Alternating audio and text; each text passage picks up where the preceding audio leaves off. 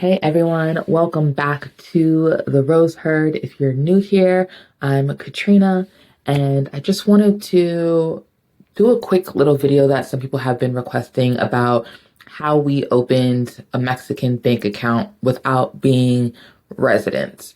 So when we did our exploratory trip, we knew that I would be coming back a few months after to find us a place to live. So we wanted to make sure that we had a bank account already open so that we could put money in it. That way, when I went to go pay like the rent and the deposits, we already had money in pesos there. So the bank that we used, and quick disclaimer, this is just our experience. There are a number of banks in Mexico that you can use. This particular one was recommended to us because they usually deal with foreigners, and a lot of expats use them. So the bank we use is called Intercam. And they're kind of like in the central area. There's only one location in Merida. And what we did is all four of us went in there. They only allowed us to put two names on the account. So that was me and my mom, me being the primary because I was the one that was coming back. And they did copies of our passport. And then we also had to have like bank statements or a bill or something like that. We didn't have that beforehand. So what we did was we just went into like our online accounts and downloaded PDF versions and then sent them to the person that we were working with. So we did that, bank statements, and then like utilities, because they basically just want to see like where the money's coming from. And they kind of like do a check, if you will, on like, who you are and, stuff like that. It's very, very secure, and you'll learn more about how secure it really was. So after they did that, it took them a couple of days to get the account set up, after the checks. And then we had to bring 10,000 pesos to open the account. That initial deposit was 10,000 pesos.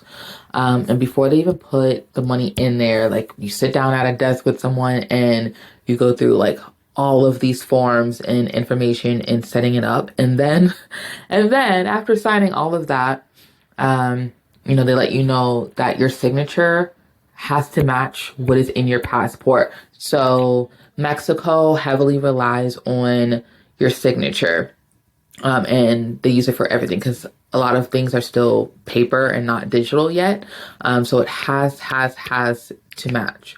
And so you sign everything by hand, and then they scan all of your fingerprints into the account. So whenever you do a deposit or a withdrawal at the window, like with a teller, you'll scan one of your fingerprints before they'll let you take anything out. So those main things were passport, bank statements, and like a utility bill or something that has your address on it, and you'll fill out an application with someone. They'll ask you like what you do for a living. And it's kind of hard. Like for me, like I, of course, work for myself. I'm virtual. And so my job doesn't technically translate to anything that they have there. So just kind of figuring out whatever is closest, and so they'll check all of that information. It took about like 3 days, I want to say, it took for them to set up our account before we came back to sign all of our paperwork. And then once you sign your paperwork, you scan your fingerprints, you make your deposit, then you get the debit cards. And then after you get the debit cards, they help you set up your online account, and they also have an app.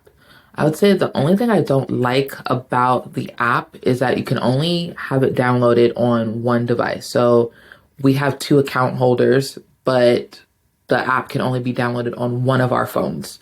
So what we did was just, make a username and password that all of us knows and all of our money's going into it. And then you can just log in from like a laptop or anything like that.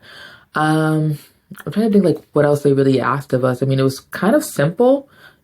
Simple forms, simple signatures, a lot of documentation, a lot of digital security, like layers and layers and layers on it. But it's definitely helpful to have a Mexican bank account that you can pull pesos from. So how they do it is we did a wire transfer after our initial deposit when we put our rent money in there, and they use, I want to say it's Carnegie Mellon or something like that in New York that it goes through and then goes to them afterwards. They don't recommend using like Wise or Zelle or anything like that for doing transfers, but I do have a Wise account. That's another thing that obviously you don't need to be a resident for, is using my Wise card. So that's attached to my US bank account, and I can take money from my US account and put it into Wise in pesos, so that when I'm using a card, I'm spending in pesos as well. So that kind of helps to keep like the family account money separate, but I also have a card without having to open another bank account. I can just spend in pesos. And I was using that for like, little trips to the OXXO or using it for Uber rides. It's there in your Google Wallet. And then you can also have a physical card with them as well.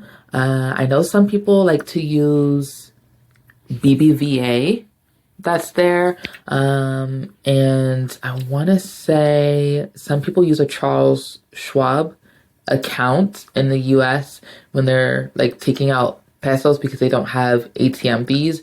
We have USAA, so we don't have ATM fees. And if they do have that, then we get reimbursed for it because, military are all around the world. You need to have access to money. And then once some people have residence, then they're able to like get other Mexican bank accounts, and you can build Mexican credit if that's something that you wish to do. I don't know how long we're going to be in Mexico, so, that wasn't something that we were looking for at the time. So that's why we went with Intercam, because it was simple. We didn't have to have residency, but then they also offered a lot of other things that I know a lot of people in Facebook groups have questions about, like helping you find health insurance, renters insurance.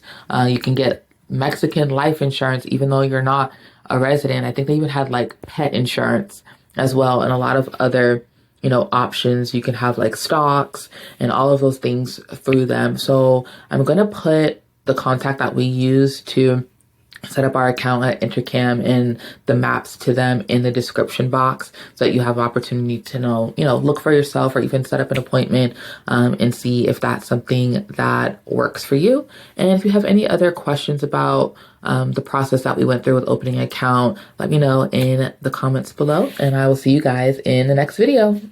Bye.